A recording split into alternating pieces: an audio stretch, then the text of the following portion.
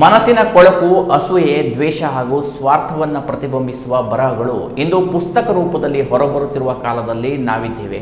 ಆದರೆ ಮನಸ್ಸಿನ ಬೆಳಕು ಪುಸ್ತಕವಾಗಿ ಬಂದಾಗ ಮಾತ್ರ, ಅಂತಹ ಕೃತಿಗಳನ್ನು ಜನ ಓದಿದಾಗ ಮಾತ್ರ ಸಮಾಜ ಬೆಳಕಿನ ದಾರಿಯಲ್ಲಿ ಸಾಗಲು ಸಾಧ್ಯ ಎಂದು ಕವಿ, ಸಾಹಿತಿ, ಶಿಕ್ಷಕರಾದ ಡಾಕ್ಟರ್ ರವೀಂದ್ರ ಭಟ್ ಸೂರಿ ಅಭಿಪ್ರಾಯಿಸಿದರು. ಪಟ್ಟಣದ ಲಕ್ಷ್ಮೀಬಾಯಿ ಬುರುಡೇಕರ್ ಸಭಾಭವನದಲ್ಲಿ ಕರ್ನಾಟಕ ಚುಟುಕು ಸಾಹಿತ್ಯ ಪರಿಷತ್ತು ಕುಮಟಾ ಹಾಗೂ ಕೃಷಾ ಚಾರಿಟೇಬಲ್ ಟ್ರಸ್ಟ್ ಹೆಗಡೆ ಇವರ ಸಹಯೋಗದಲ್ಲಿ ನಡೆದ ಜಿಲ್ಲಾ ಮಟ್ಟದ 9ನೇ ಹಾಗೂ ಕುಮಟಾ ತಾಲೂಕು ಮಟ್ಟದ 5ನೇ ಚುಟುಕು ಸಾಹಿತ್ಯ ಸಮ್ಮೇಳನದ ಸರ್ವಾಧ್ಯಕ್ಷತೆ ವಹಿಸಿ ಅವರು ಮಾತನಾಡಿದರು. ಸಾಹಿತ್ಯವು ಕೇವಲ ಮನರಂಜನೆಯ ಮಾಧ್ಯಮವಾಗಿರದೆ ಸಮಾಜಕ್ಕೆ ದಾರಿದೀಪವಾಗಬೇಕು. ಮಾನವೀಯ ಮೌಲ್ಯಗಳು, ಸಾತ್ವಿಕ ಚಿಂತನೆಗಳು ಹಾಗೂ ಬದುಕಿನ ಸಕಾರಾತ್ಮಕ ಅಂಶಗಳನ್ನು ಪ್ರತಿಬಿಂಬಿಸುವ ಸಾಹಿತ್ಯ ಓದುಗರ ಬದುಕನ್ನು ಬೆಳಗಿಸುವ ಶಕ್ತಿಯನ್ನು ಹೊಂದಿದೆ ಎಂದು ಅವರು ಹೇಳಿದರು. ಚುಟುಕು ಸಾಹಿತ್ಯವು ಅಲ್ಪ ಪದಗಳಲ್ಲಿ ಗಂಭೀರವಾದ ಜೀವನ ಸಂದೇಶಗಳನ್ನು ಸಾರುವ ವಿಶಿಷ್ಟ ಸಾಹಿತ್ಯ ಪ್ರಕಾರವಾಗಿದ್ದು, ಹೊಸ ತಲೆಮಾರಿನ ಬರಹಗಾರರು ಈ ಕ್ಷೇತ್ರದಲ್ಲಿ ಹೆಚ್ಚಿನ ಆಸಕ್ತಿ ಬೆಳೆಸಿಕೊಳ್ಳಬೇಕು ಎಂದು ಕರೆ ನೀಡಿದರು. ಕಾರ್ಯಕ್ರಮ ಉದ್ಘಾಟಿಸಿ ಮಾತನಾಡಿದ ಶಾಸಕ ದಿನಕರ್ ಶೆಟ್ಟಿ, ಕಲೆ ಮತ್ತು ಸಾಹಿತ್ಯದ ಬಗ್ಗೆ ಎಲ್ಲರಿಗೂ ಒಲವಿದ್ರೂ ಸಾಹಿತ್ಯದ ವಿವಿಧ ಮಜಲುಗಳಲ್ಲಿ ಚುಟುಕು ಸಾಹಿತ್ಯವು ಚಿಕ್ಕದಾಗಿದ್ರೂ ಚೊಕ್ಕ ಹಾಗೂ ಜನಪ್ರಿಯ ಸಾಹಿತ್ಯ ಪ್ರಕಾರವಾಗಿ ಬೆಳೆದಿದೆ ಎಂದರು.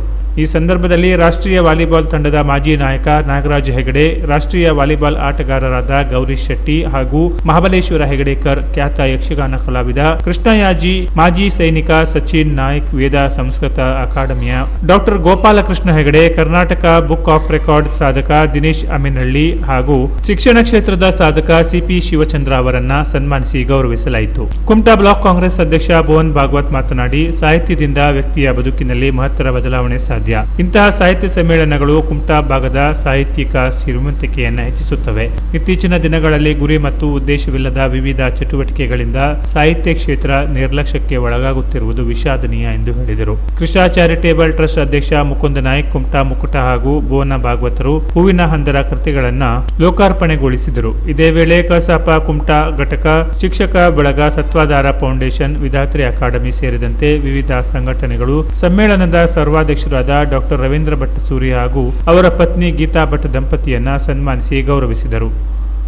ಕರ್ನಾಟಕ ಚುಟುಕು ಸಾಹಿತ್ಯ ಪರಿಷತ್ತಿನ ರಾಜ್ಯ ಸಂಚಾಲಕ ಕೃಷ್ಣಮೂರ್ತಿ ಕುಲಕರ್ಣಿ, ನಿಕಟಪೂರ್ವ ಸಮ್ಮೇಳನಾಧ್ಯಕ್ಷ ಜನಾರ್ದನ ನಾಯಕ್, ರಾಜ್ಯ ಕಾರ್ಯದರ್ಶಿ ಡಾಕ್ಟರ್ ಜಿಎ ಹೆಗಡೆ ಸೋಂದ, ಜಿಲ್ಲಾ ಕಾರ್ಯದರ್ಶಿ ಪಿಆರ್ ನಾಯ್ಕ್, ಸಾಹಿತಿ ತಿಗಣೇಶ್ ಮಾಗೋಡ್, ತಾಲೂಕು ಪಂಚಾಯತ್ ಇಒ ಆರ್ಎಲ್ ಭಟ್, ಗಜಾನನ್ ಹೆಗಡೆ, ಶ್ರೀನಿವಾಸ್ ಶಾನ್ಬಾಗ್ ಸೇರಿದಂತೆ ಹಲವರು ಉಪಸ್ಥಿತರಿದ್ದು ಮಾತನಾಡಿದರು.